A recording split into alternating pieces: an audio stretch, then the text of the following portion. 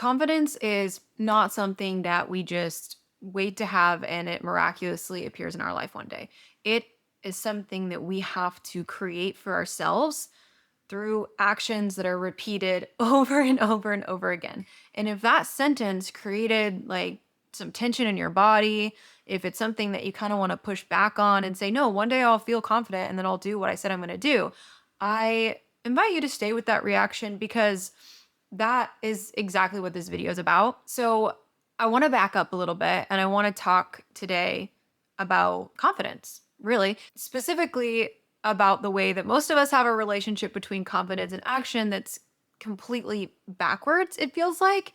And I know I did. And I'm here to give you the framework. And I want to use a philosopher who's been dead for over 2,000 years to make my case because I think that he got more right than almost anything that I've read in the last 20 years.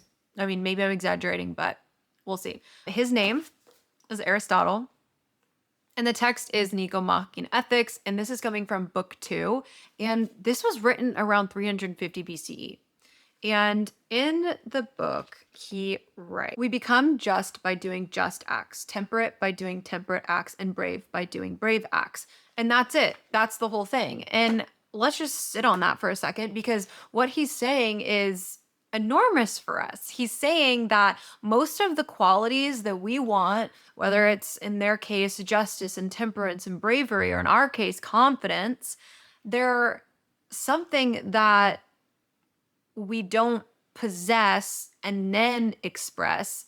It's something that we have to create. We're not brave and then go do brave things. We do things and then we become brave because we did the thing, you know? That's kind of what's happening here. So the order is completely reversed from how most of us are operating.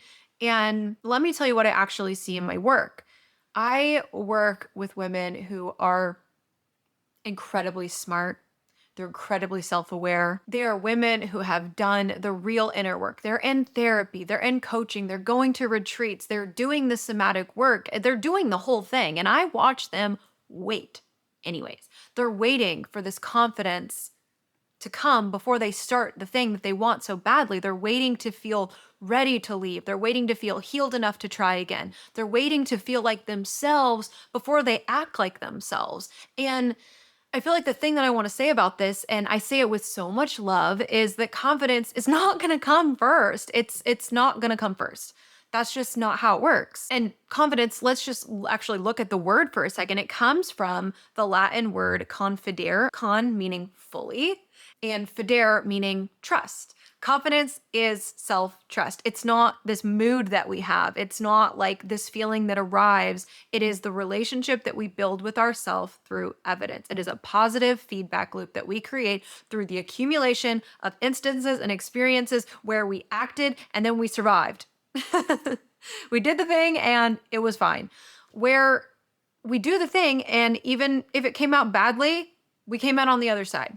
We can't build a relationship with the thing before we do the thing. We can't build it in advance. We only build it by doing it. And that seems obvious, but it's not. Now, I want to talk about character for a second because I feel like that's the thing that's really at stake here. And it comes from the Greek word character, which starts with a KH, and it means to engrave. It means to scratch the surface. The character was a distinctive mark that was stamped into a coin. It was the impression that made it what it was. Our character is that mark that is being etched into us. And we're the one that's holding the little stamp. We're holding the thing. And every action that we take is us engraving it deeper and deeper into our body, embodying it even more. So every time we act in alignment with who we're trying to become, we press that stamp a little bit deeper. We build our character. We build our confidence. We build our bravery. We inscribe a little bit more of our identity into ourselves even more. And on the flip side, every time we wait, every time we choose not to do the thing, every time we choose not to act, we inscribe something too. We're not inscribing nothing. We're inscribing something. We're inscribing the habit of waiting. We become the people that procrastinate. We become the identity of the person that waits. And Aristotle was very clear about this. It is a habituation. We practice our way into who we actually are. We can practice our way into being courageous. We can practice our way into being procrastinators, but we're always practicing something. So, what do we want to practice?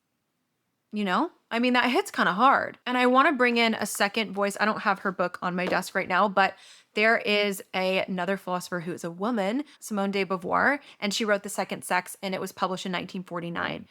2,300 years after Aristotle, she wrote, "One is not born, but rather becomes a woman." Becomes. That is active, that's ongoing, that's made.